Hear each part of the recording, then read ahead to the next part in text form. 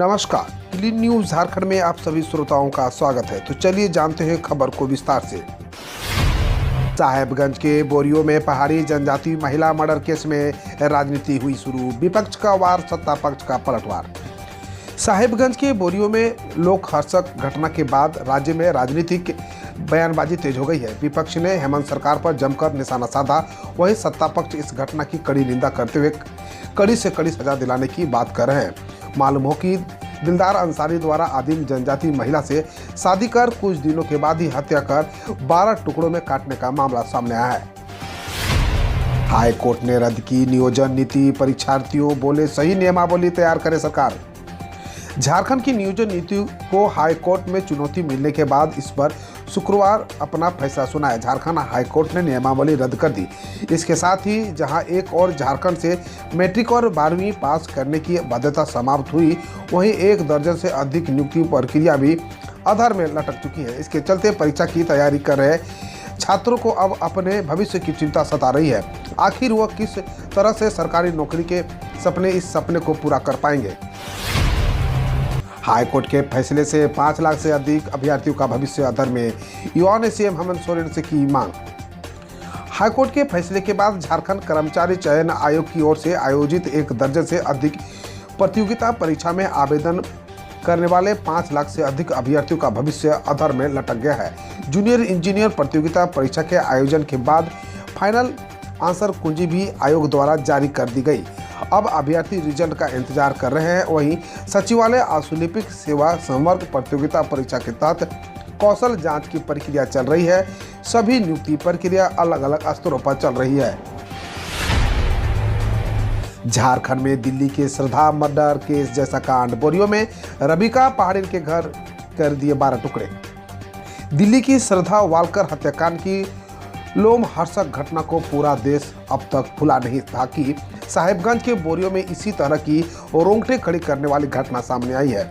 यहाँ 22 वर्ष की आदिम जनजाति महिला को कटर से 12 टुकड़े के काट डालने का मामला सामने आया है। मृतक महिला का नाम रबिका पहाड़ी है। यह महिला बोरियो थाना क्षेत्र के गोंडा पहाड़ की रहने वाली थी। वह शादी के बाद पति दिलदार अंसारी के साथ बेलटोला स्थित घर पर रहती थी। दिलदार को हिरासत में लेकर पुलिस पूछताछ कर रही है। झारखंड में नए साल से प्रीपेड मोड में काम करने लगेंगे स्मार्ट मीटर। ऐप से रिचार्ज होगा बिजली कनेक्शन। राजधानी में जनवरी से स्मार्ट मीटर प्रीपेड मोड में काम करने लगेंगे। पहले चरण में पायलट प्रोजेक्ट के तहत लगाए गए 1000 मीटरों में प्रीपेड स्मार्ट मीटर में बदला जाएगा।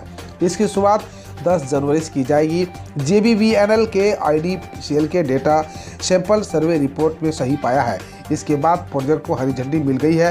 रांची के अपर बाजार, मेन रोड व कांके रोड सहित अन्य क्षेत्रों में स्मार्ट मीटर लगाने का काम शुरू हो चुका है। शहर के अंदर कुल 3.5 लाख स्मार्ट मीटर लगाए जाने हैं। पहले चरण में 45,000 स्मार्ट मीटर लगाए जाएंगे। सरकारी स्कूलों में मिड डे मील का समय बदला। झारखंड में सरकारी स्कूलों में मिड डे मील का समय बदल गया है। आज से प्रदेश भर के 35,000 प्राथमिक विद्यालय में दोपहर 1 बजे से ही खाना मिल जाएगा।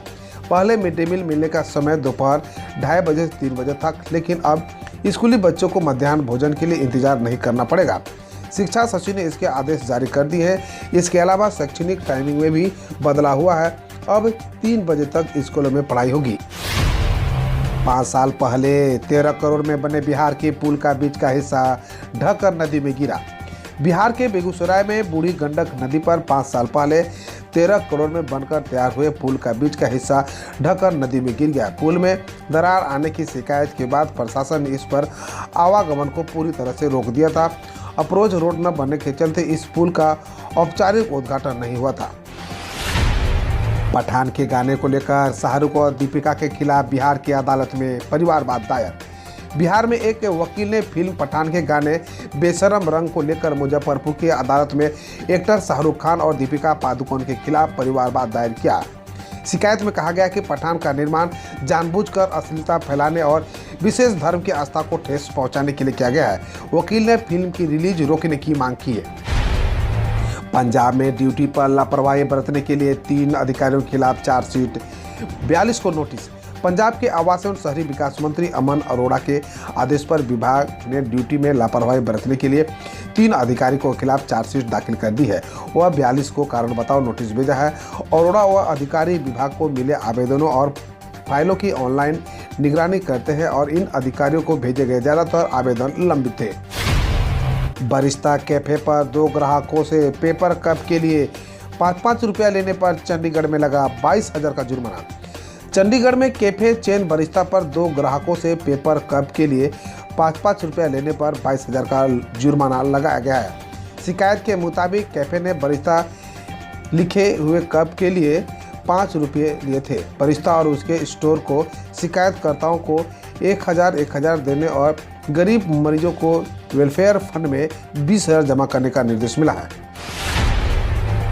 पीएम ने जोधपुर सिलेंडर हादसे में मृतकों के परिजनों को 2-2 लाख मुआवजे देने की घोषणा।